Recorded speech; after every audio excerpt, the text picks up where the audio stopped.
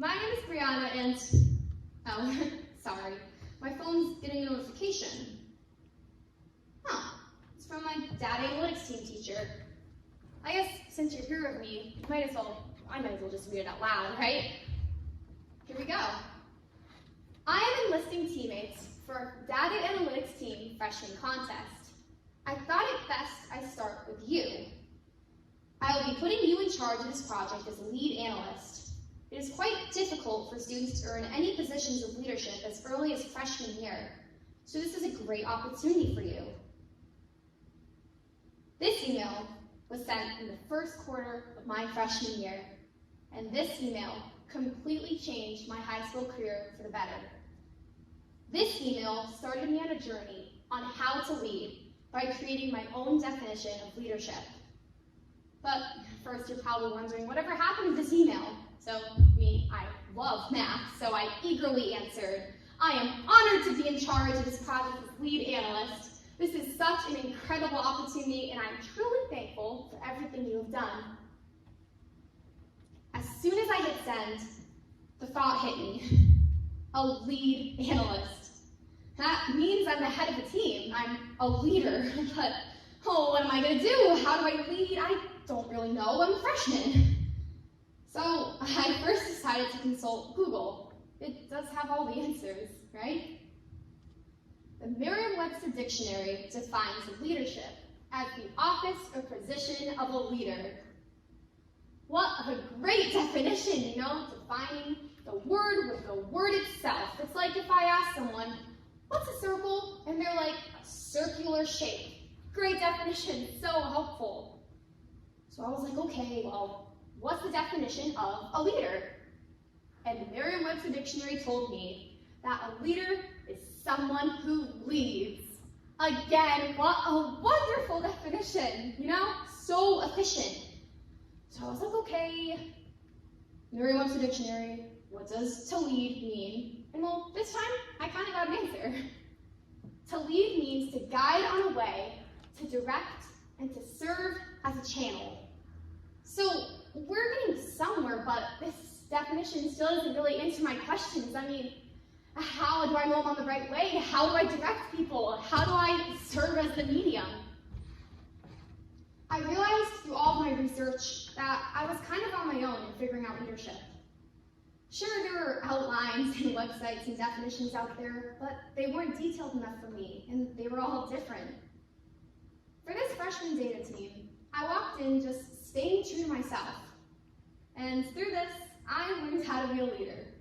My team reached their goals, and now today, I'm here to share that meaning to all of you. To begin, I'd like to change the part of speech the word a leader classifies as. A leader is not a noun. You cannot simply be a leader by getting a position. Sure, you can earn the spot, but does having this fancy new name really define a leader? Instead, think of a leader as an adjective. It describes who you are as a person and explains your personal mindset and your drive. A leader is flexible, dedicated, and confident, all in the effort to bring out the best in others. Let's break down this definition. First, flexibility. This has multiple different meanings. Sometimes the plans you make aren't always completed the way you imagine. Sometimes people may have different ideas than you. Imagine this. You're leading a group project, and the night before the project's due, and one of your teammates still hasn't finished a part of the project. You're writing them, hey, the project's due tomorrow, are you gonna do your part? No answer. Until 1 a.m. in the morning. And the teammate answers, they were at a sports game all day, and they arrived home not feeling well. Well, that's a change you didn't plan for. This change was unexpected, but you adapt your plans in order to finish the project, and it turns out fine. You're able to be flexible, to understand that things do happen. As a leader, you have to understand that some things are just out of your control, and what matters is how you react to them. Up next is dedication. So let's say you're part of a softball team, for example. How would you feel if your team captain is more concerned about basketball than your own team's sport? The The leader sets the tone for the team, and if they're not interested in the topic, then it's more than likely the team won't be either. Leaders have the drive to get the job done, but they do so in a way that brings the team together and that instills a passion for the team to accomplish a common goal. Next is confidence. This one's way easier said than done. Sometimes it's scary to go out of your comfort zone. You worry your ideas may not be accepted, your team may fall apart, or your goal won't be reached. But what's key is that you believe in yourself. You've already taken the first step. You've gotten that position, that level, that role. You're on the team for a reason, and it's time to let that reason shine. You bring something unique to the table, so don't be afraid to try new things when leading. Don't be afraid to stand up for what you believe is right. Trust in yourself. But what ties all three of these words together? People can be confident, dedicated, and flexible. But the key part of my definition is for the good of others. Something I learned in my experiences is that what separates a great leader from just a leader is that drive to make the world a better place. Let's say I'm working on a project. I'm confident in my work, I'm dedicated to the subject, and I'm flexible with meeting times. I insist on doing all the work myself, and all the writing myself. I just have my teammates sit by and support me from the side. What good does this do for making an impact? What good does this do for your team? It only makes the project.